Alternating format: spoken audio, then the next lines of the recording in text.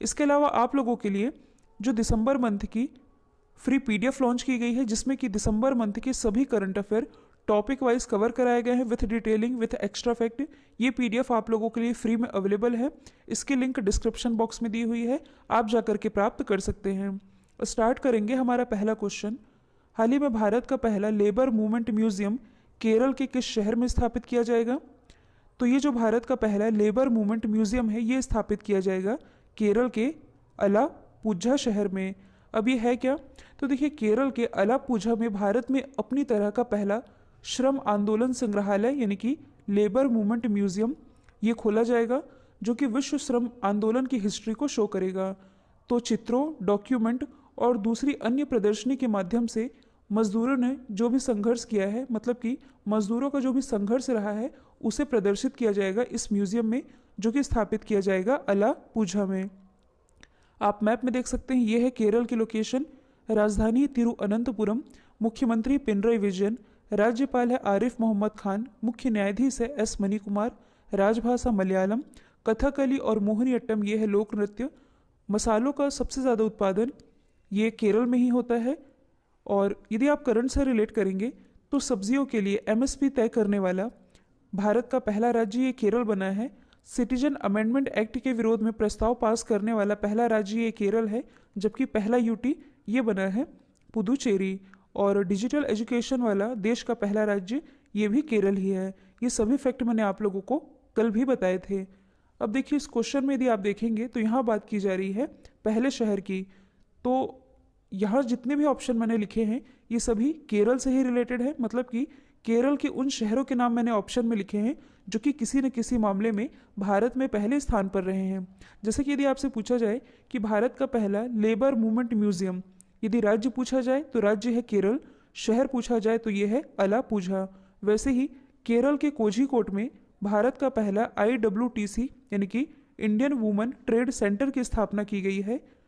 केरल के कोट्टूर में विश्व का सबसे बड़ा एलिफेंट रिहैबिलिटेशन सेंटर ये बनाया जा रहा है, जबकि केरल की राजधानी तिरुअनंतपुरम में भारत का पहला स्पेस टेक पार्क स्थापित किया गया है।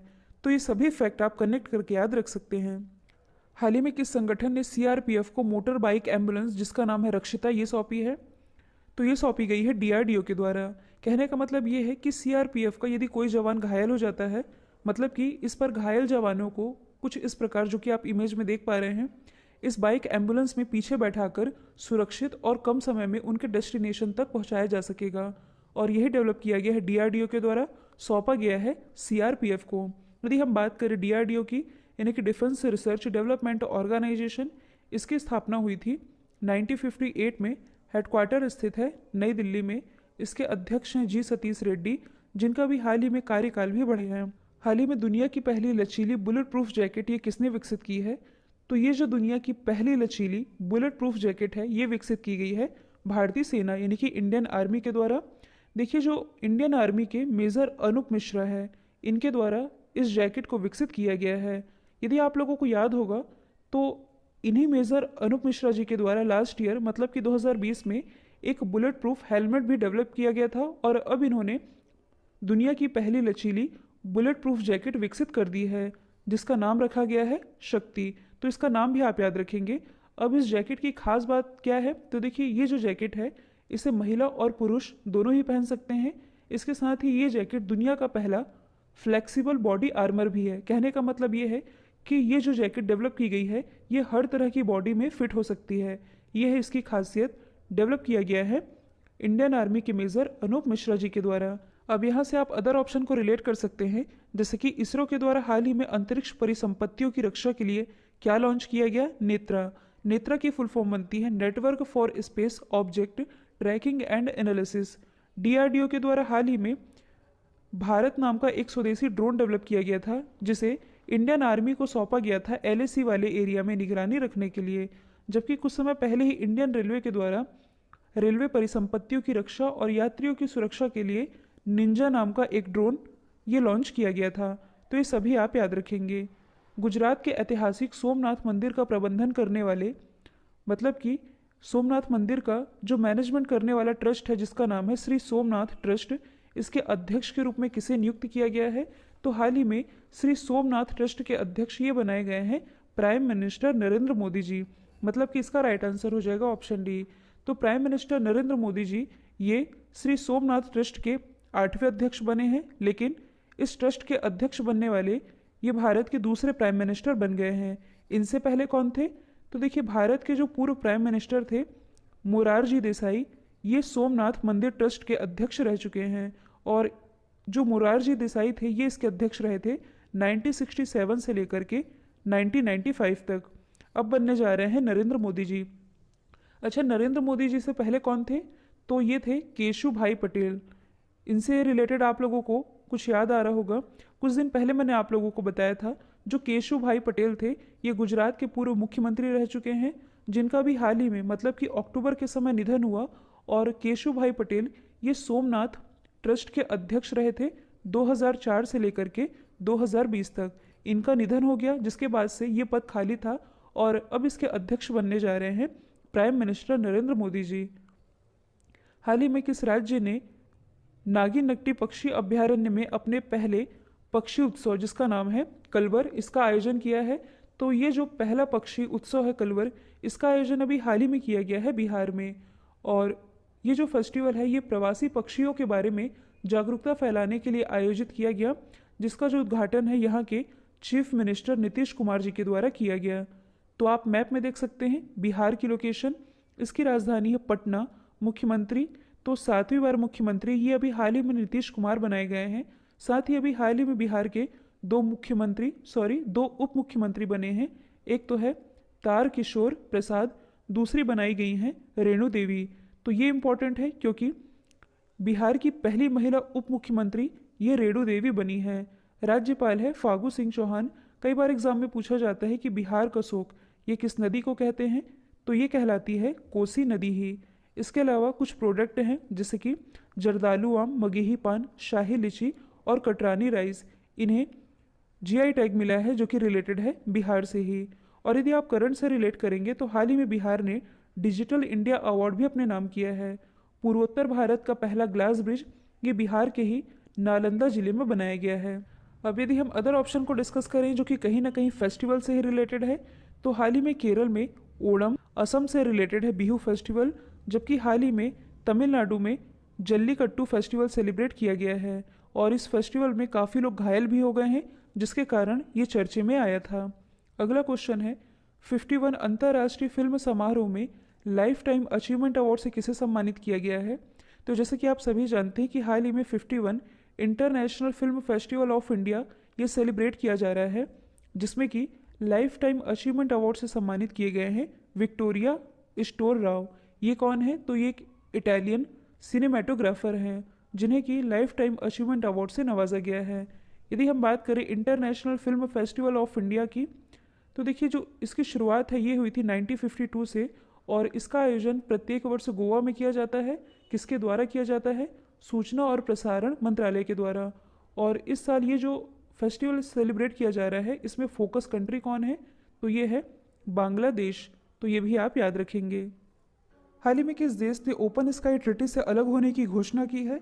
तो देखिए कुछ दिन पहले आप लोगों ने न्यूज़ सुनी होगी, जो अमेरिका है ये ओपन स्काई ट्रीटी से अलग हो चुका है।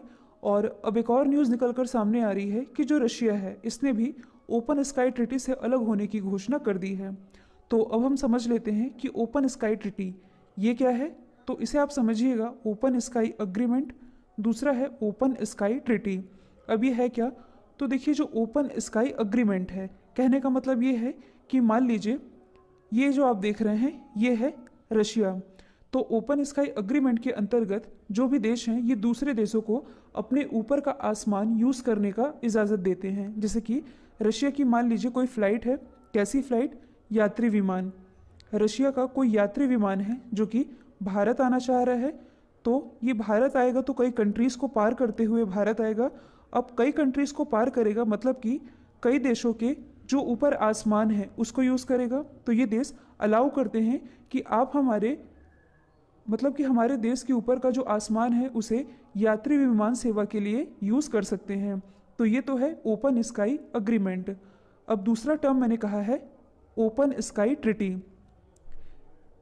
इसका मतलब है सबसे पहले आप लोग ये जान लीजिए कि ओपन स्काई ट्रिटी इसकी कुल मेंबर कंट्रीज़ हैं 34। हालांकि रशिया और अमेरिका ये एग्जिट हो चुके हैं, तो अब इसकी मेंबर कंट्री हो गई हैं 32।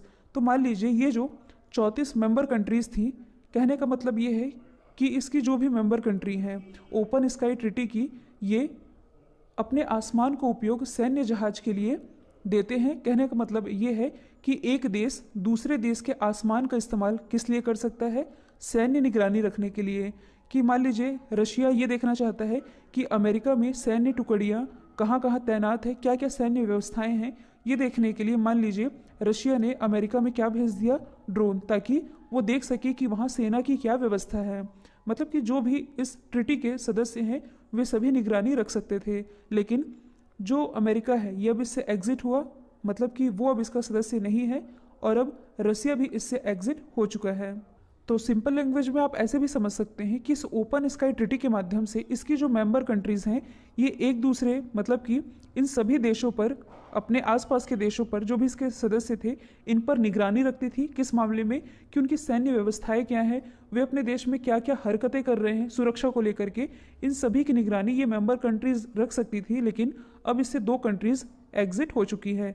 आई होप ये अब आप लोगों को क्लियर हो चुका होगा। अच्छा, एक और ज़रूरी जानकारी, आप लोगों के दिमाग में एक सवाल आना चाहिए, क्या ओपन स्काई ट्रिटी का सदस्य अपना देश भारत है? तो ऐसा नहीं है। जो अपना देश भारत है ये इस ओपन स्काई ट्रिटी का हिस्सा नहीं है। गणतंत्र दिवस परेड में फाइटर प्लेन उड़ाने वाली पहली महिला फाइटर कौन बनी है? तो ये भी हाल ही में बन गई हैं, मतलब कि ये बन जाएंगी भावना कांत। आप सभी जानते हैं इस बार का जो रिपब्लिक डे सेलिब्रेट किया जाना है, इसमें मुख्य अतिथि के रूप में कोई भी शामिल नहीं होंगे, और इसमें जो बांग्लादेश की सैन्य टुकड़ी है, मतलब कि इस रिपब्लिक डे की जो परेड होगी इसमें बांग्लादेश की सैन्य टुकड़ी हिस्सा लेने वाली है। तो इसी रिपब्लिक डे की परेड में जो भावना कांत है ये फाइटर प्लेन उड़ाने वाली पहली महिला फाइटर बन जाएंगी। जबकि लास्ट ईयर के रिपब्लिक डे में, मतलब कि 2020 में जो रिपब्लिक डे सेलिब्रेट किया गया था, इसमें जो तान्या शारगिल है, तान्या शेरगिल, ये पहली महिला परेड एडजुटेंट भी बनी थी। इनका नाम भी आप याद रख सकते हैं। इसके अलावा कुछ समय पहले ही जो हीना जायसवाल है, ये भारत की पहली महिला फ्लाइट इंजीनियर बनी है। जो तान्या शान्याल है, ये कौन है? तो ये देश की पहली महिला फायर फाइटर बन गई हैं। तो ये सभी आप याद रखेंगे। हाल ही में कौन सा भारतीय विकेट कीपर बल्लेबाज सबसे कम मतलब कि 27 पारियों में 1000 रन बनाने वाला पहला भारतीय बल्लेबाज बने हैं? तो ये पहले भारतीय बल्लेबाज बन गए हैं ऋषभ पंत, जिन्होंने सबसे कम 27 पारियों में 1000 रन बनाए हैं। जबकि जो महेंद्र सिंह धोनी है, इन्होंने 32 पारियों में 1000 रन बनाने की उपलब्धि हासिल की थी। लेकिन सबसे कम पारियों में 1000 रन बनाने वाले पहले भारतीय बल्लेबाज ये बन गए हैं ऋषभ पंत। यदि हम बात करें केएल राहुल की, तो देखिए इस साल का जो आईपीएल खेला गया इसमें सर्वाधिक रन केएल राहुल ने ही बनाए। मैंने आप लोगों को बताया था रोहित शर्मा के बारे में। तो जो रोहित शर्मा है ये भी हाल ही में ऑस्ट्रेलिया के खिलाफ तीनों फॉर्मेट में 100 छक्के लगाने वाले विश्व के पहले खिलाड़ी बने हैं। जबकि कल मैंने आप लोगों को बताया था टी नटराजन के बारे में। ये कौन है? तो देखिए 44 दिनों के अंदर सभी फॉर्मेट के अंतर्राष्ट्रीय क्रिकेट में डेब्यू करने वाले ये पहले भारतीय बन गए हैं। तो ये सभी आप याद रखेंगे। केंद्र सरकार ने नेताजी सुभाष चंद्र बोस की जयंती को किस दिवस के रूप में मनाए जाने की घोषणा की है? तो ये मनाया जाएगा पराक्रम दिवस के रूप में। नेताजी सुभाष चंद्र बोस जी की जो 125वीं जयंती है ये कब मनाई जाएगी? 23 जनवरी को। इनका जो जन्म हुआ था ये हुआ था 23 जनवरी 1897 में। तो इनकी 125वीं जयंती मनाई जानी है और इन्हीं की जयंती को पराक्रम दिवस के रूप में मनाया जाएगा। नेताजी सुभाष चंद्र बोस जो कि आज़ाद हिंद फौज के संस्थापक थे, और एक कांग्रेस कमेटी से रिलेटेड क्वेश्चन पूछा जाता है, मतलब कि कांग्रेस अधिवेशन से रिलेटेड। देखिए जो 1939 का कांग्रेस अधिवेशन रहा था, जिसे त्रिपुरी का कांग्रेस अधिवेशन कहा जाता है, इसकी अध्यक्षता नेताजी सुभाष चंद्र बोस जी के द्वारा की गई थी। और इन्हीं की स्मृति में, मतलब कि इन्हीं के लिए ये जो भव्य तरीके से इनकी जयंती मनाई जानी है, इसके लिए एक उच्च स्तरीय समिति का गठन भी किया गया है केंद्र सरकार के द्वारा, और इसकी जो अध्यक्षता है ये प्राइम मिनिस्टर नरेंद्र मोदी जी कर रहे हैं। कल जो मैंने आप लोगों से सवाल पूछा था इसका राइट आंसर था कर्नाटक। अब आप लोगों के लिए आज का सवाल है, मार्केट कैपिटलाइजेशन के लिहाज से भारत की सबसे बड़ी कंपनी कौन बनी है? तो इसका जो भी आंसर है कमेंट बॉक्स में बताइएगा। वीडियो यदि पसंद आया है तो लाइक, शेयर और सब्सक्राइब करना बिल्कुल मत भूलिएगा। तो आज के लिए इतना ही। Thank you so much.